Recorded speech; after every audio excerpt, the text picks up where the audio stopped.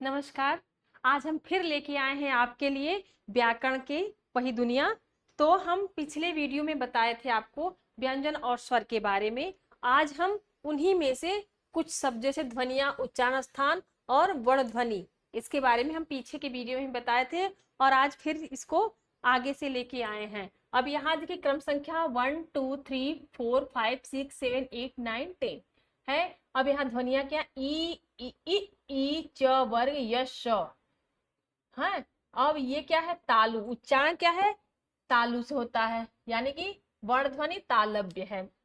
री ट वर्ग र श, ये मूर्धा है, ये मूर्धन्य होता है, इसको मूर्धन्य बोलते हैं। ल त वर्ग ल श दंत है, ये ल श जो है वह दांतों से बोला जाता है, दंत बोला जाता है। पांचवा है उ उ उ उ प वर्ग, ये होस्ट से बोला जाता है। अंग ड़ ज ड़ न म, ये नासिका से बोला जाता है, ये हो गया नासिक्य। ए ये कंठ तालव्य से बोला जाता है। ओ औ कंठ ओष्ठ है, कंठोष्ठ है। व जो है दंत ओष्ठ है, दंतोष्ठ है। और ह ये स्वर यंत्र है, आल जिह्वा। ठीक है। ह जो है इसको बोलने के लिए ह यानी कि हमारे पूरे मुंह को खोलना पड़ रहा है। ठीक है। तो इस प्रकार से हमारा ध्वनियां कैसे निकलती, उनका उच्चारण स्थान कहाँ और कौन सी वर्ण ध्वनि लगती है, इसके बारे में हम जाने हैं। यहाँ पे देखिए स्पर्शी, जिन व्यंजनों के उच्चारण में फेफड़े से छोड़ी जाने वाली हवा वाग्य अंत्र के किसी अवयव का स्पर्श करती है और फिर बाहर निकलती है, निम्नलिखित व्यंजन कहलाती है। अब कैसे निकलती है, जैसे क ख ग घ अह, त थ द ध अह, ट ठ ड ढ प फ ब भ। अब ये क्या है, ये पूरा हमारे होठों को मुंह को छोड़ते हुए आ रही है। संघर्षी, ये स्पर्श होता है, ये शब्द बोलते समय हमारे कंठ से, तालु से, मुख से, जीवा से, दांत से, ये सॉरी मुख नहीं, मुंह के अंदर जो है हमारे दांत, तालु, मूर्धन, इसे स्पर्श करते हुए जो शब्द बोलते हैं उसको हम क्या बोलते हैं, स्पर्शी बोलते हैं। ठीक है। अब यहाँ क्या है, संघर्षी। संघर्षी में कौन से शब्द हैं, जिन व्यंजनों के उच्चारण में दो उच्चारण अवयव इतनी निकटता पर आ जाते हैं कि बीच का मार्ग छोटा हो जाता है, तब वायु उससे घर्षण करती हुई निकलती है, ऐसे संघर्षी व्यंजन होते हैं। अब जिन शब्दों को जब हम बोलते हैं, अब बोलते समय हमारे मुख से वो घर्षण करते हुए बाहर निकलती है और मुख से जो वायु निकलती है वह उष्म यानी कि गर्म होती है, तो वहां पे होता है हमारा संघर्षी व्यंजन। जैसे श श श ह ख ज फ। अब ऐसे शब्दों को बोलते समय जो शब्द निकल रहे हैं वो हमारे मुख से घर्षण करते हुए निकल रहे हैं, तो उनको हम बोलेंगे संघर्षी व्यंजन।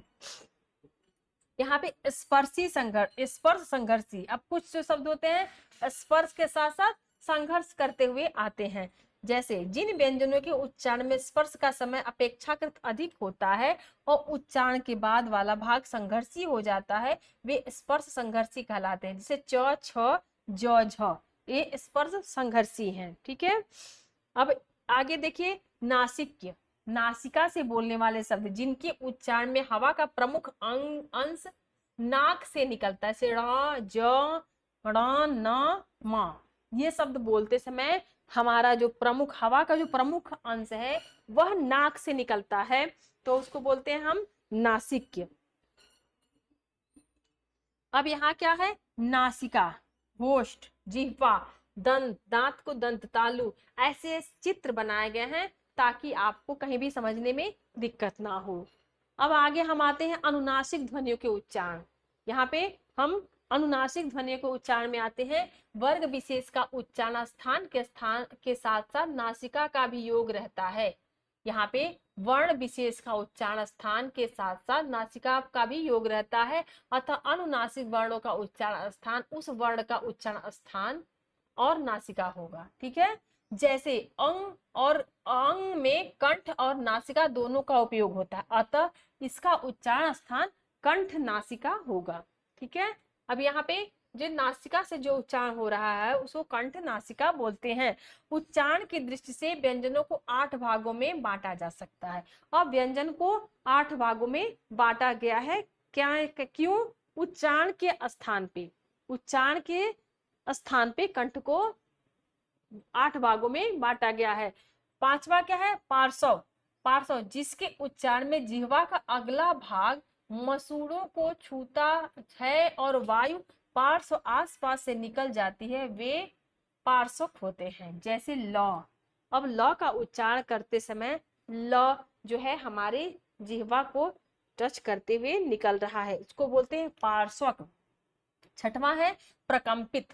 प्रकंपित में क्या है? जिन व्यंजनों के उच्चारण में जिह्वा को 2-3 बार कंपन करना पड़ता है, वे प्रकंपित प्रकंपित कहलाते हैं। जैसे र।